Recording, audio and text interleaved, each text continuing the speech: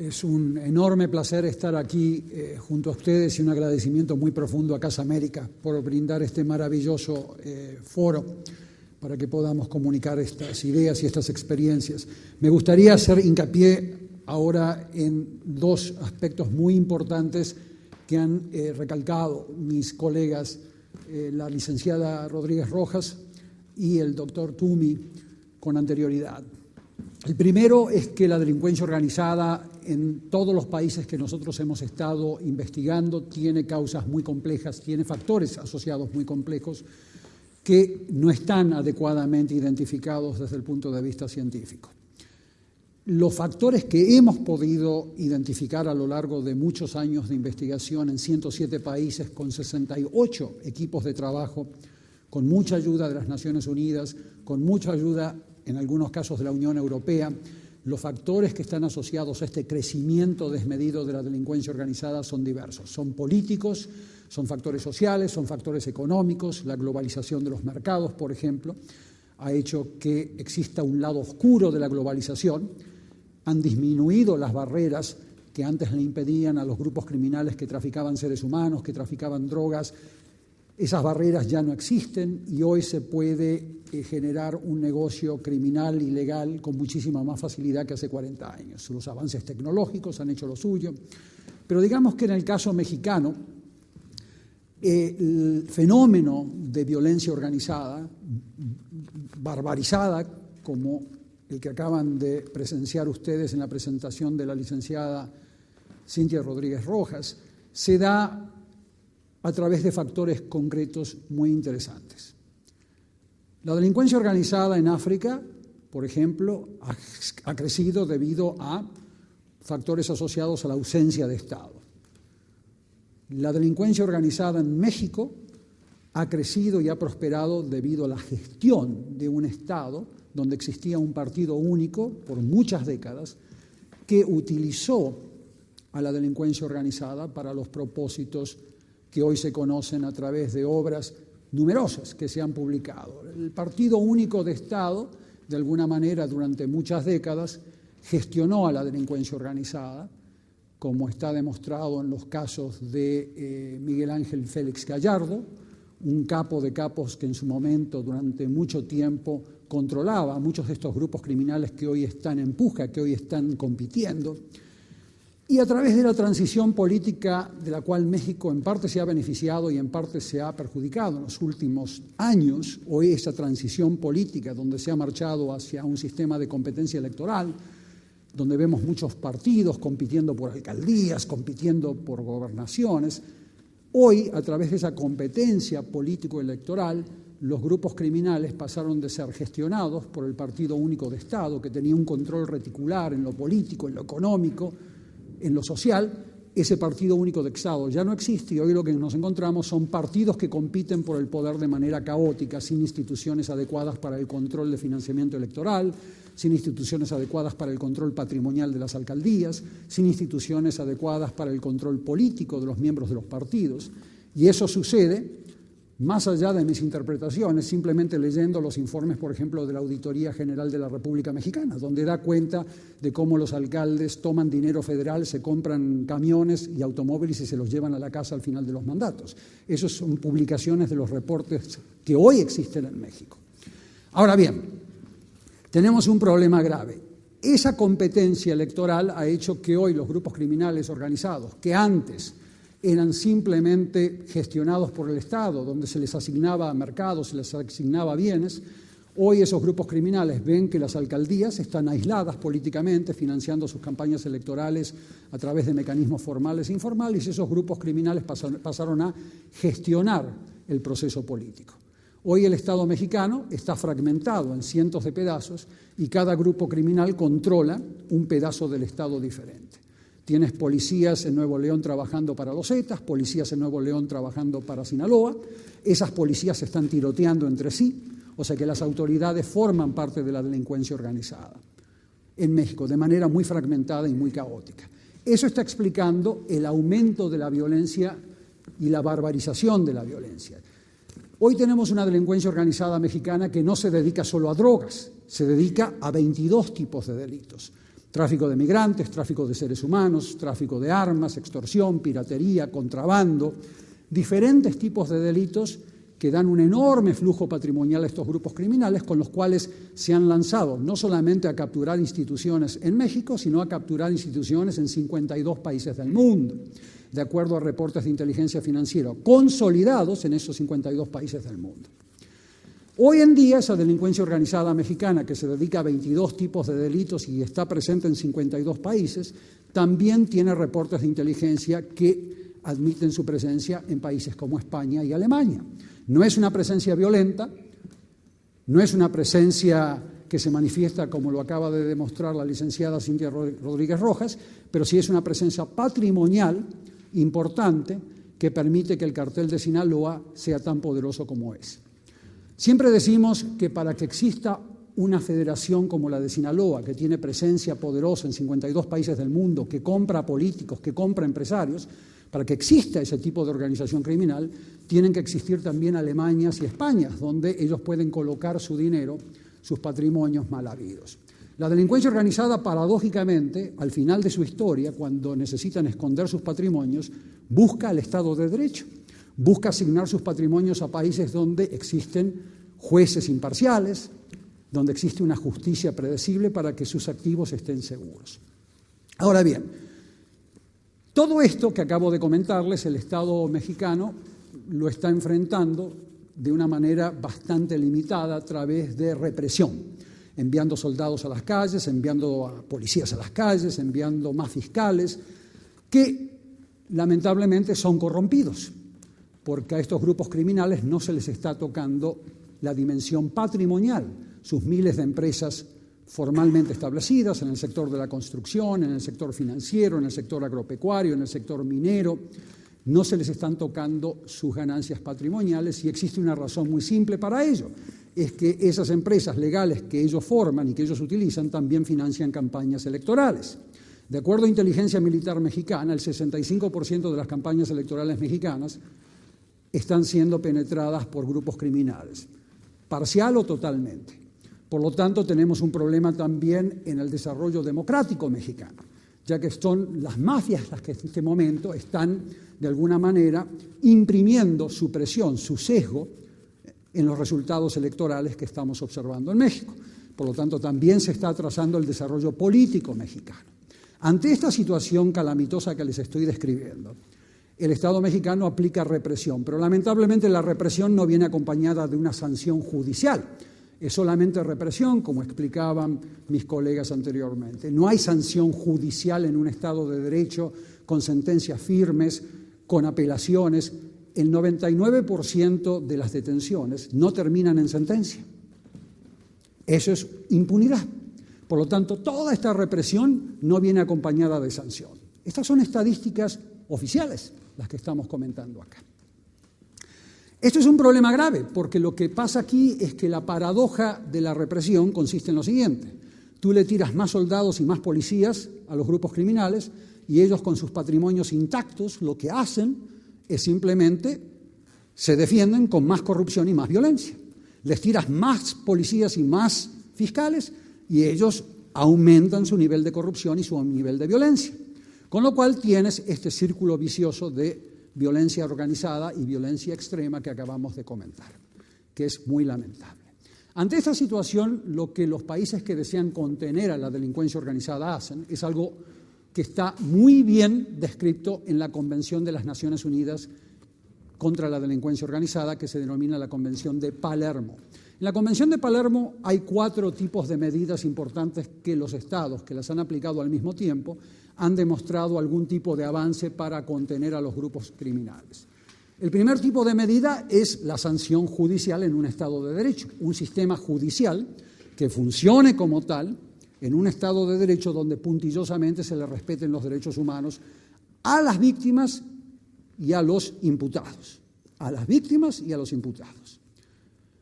Muchos me dirán, pero ¿cómo se está preocupando tanto por derechos humanos ante esta barbarie? A veces me comentan los funcionarios off the record. Y yo les comento que justamente el respeto puntilloso a las convenciones internacionales de derechos humanos es lo que hace que la ciudadanía comience a percibir a la autoridad como legítima y comience a colaborar con las autoridades para brindar material probatorio, con la cual los fiscales pueden fundamentar y motivar mejor sus acusaciones. Por lo tanto, este aspecto, que es la primera rueda, el primer pilar de política pública, hoy en México está ausente. Ni siquiera el pilar represivo les está funcionando porque el sistema judicial no le funciona. El segundo pilar tan importante que les queremos recalcar es el pilar de prevención social. La prevención social no es un discurso político, es simplemente atender a los factores de riesgo que hacen que niños entre 12 y 18 años estén tomando las armas para formar parte de pandillas transnacionales y pandillas regionales y pandillas locales.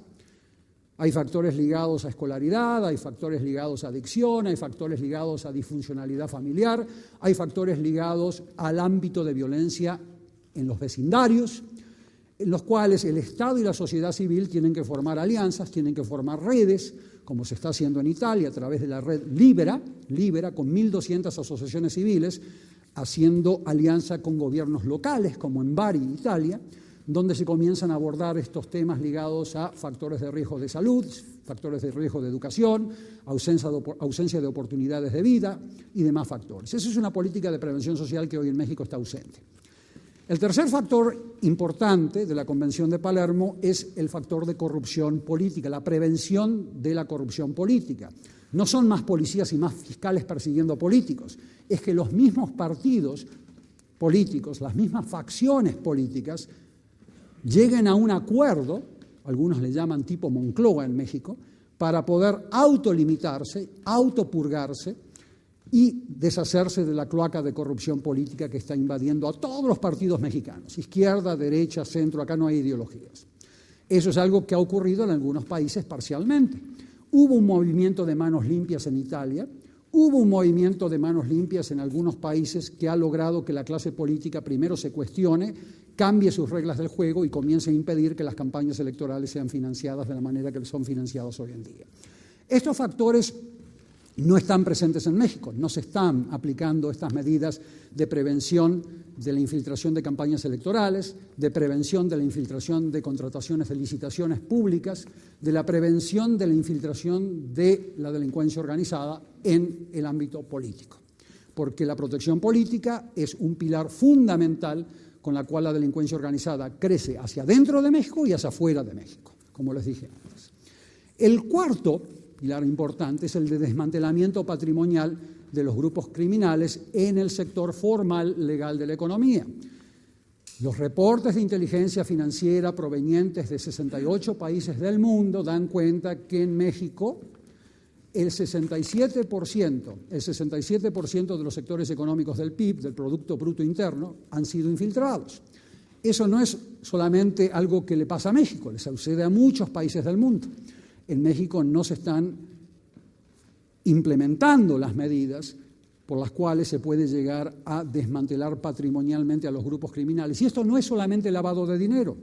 Las flotillas de transporte con la cual la delincuencia organizada transporta seres humanos, transporta drogas, transporta armas, los galpones de almacenamiento en los cuales están almacenadas personas, armas, drogas, contrabando, piratería. Todo eso le pertenece a empresas legalmente constituidas, hay que identificarlas y desmantelarlas. Es la logística operativa de la delincuencia organizada. Sin estos 4 tipos de medidas es muy difícil que se logre progreso en contener este fenómeno de violencia y de corrupción que sufre México. Por supuesto que el consumo americano y el consumo de la Unión Europea de drogas es un factor que siempre ha permitido que la delincuencia organizada obtenga retornos, eso es por definición. Pero había mucho consumo americano antes de la violencia y después de la violencia. O sea que el consumo norteamericano no puede ser el factor causante de la violencia espantosa que hoy sufre México.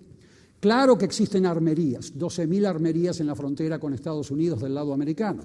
Existían esas armerías antes y después. Tampoco se le puede echar la culpa a todas las armerías. Hay un factor importante que hay que destacar. ¿En qué se diferencian estos grupos criminales mexicanos de los grupos criminales tradicionales que veíamos en Italia, que mencionaba la licenciada Rodríguez? ¿En qué se diferencian estos grupos mexicanos de los grupos colombianos que mencionaba el doctor Tumi? La delincuencia organizada mexicana está muy diversificada en 22 tipos de delitos. está muy expandida por 52 países del mundo hasta donde se sabe. Es una delincuencia organizada de 1000 cabezas, es mucho más difícil de combatir. No son pirámides de comando y control como en algún momento lo fueron las mafias italianas. Son mucho más difíciles de combatir porque están compuestas de células autónomas, operativamente hablando, que se coordinan a nivel central a través de un directorio. En un directorio en donde el Chapo Guzmán no es el único personaje que existe. Hay empresarios y hay políticos en esos directorios. Entonces es muy importante que ustedes entiendan que esta delincuencia organizada mexicana, primero, tiene vías para contenerse. Existen políticas públicas que han dado resultado en otros países.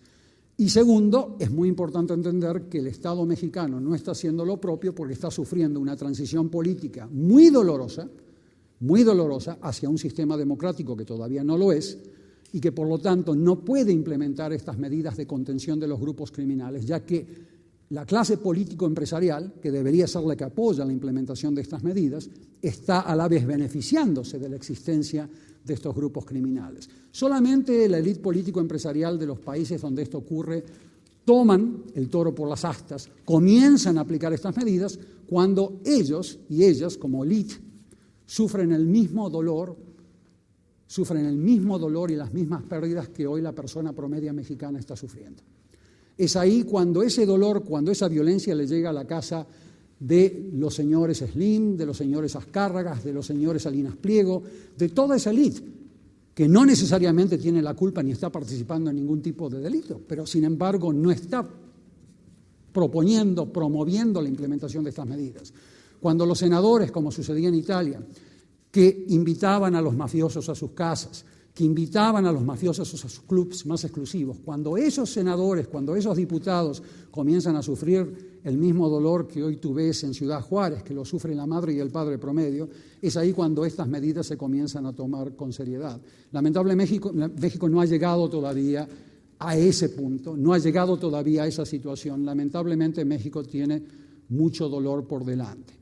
El gobierno mexicano le está apostando a la consolidación de un solo grupo criminal en su territorio. Eso no va a ocurrir. Hay muchos grupos criminales extranjeros y mexicanos compitiendo en territorio mexicano para capturar a las autoridades, para capturar al Estado mexicano.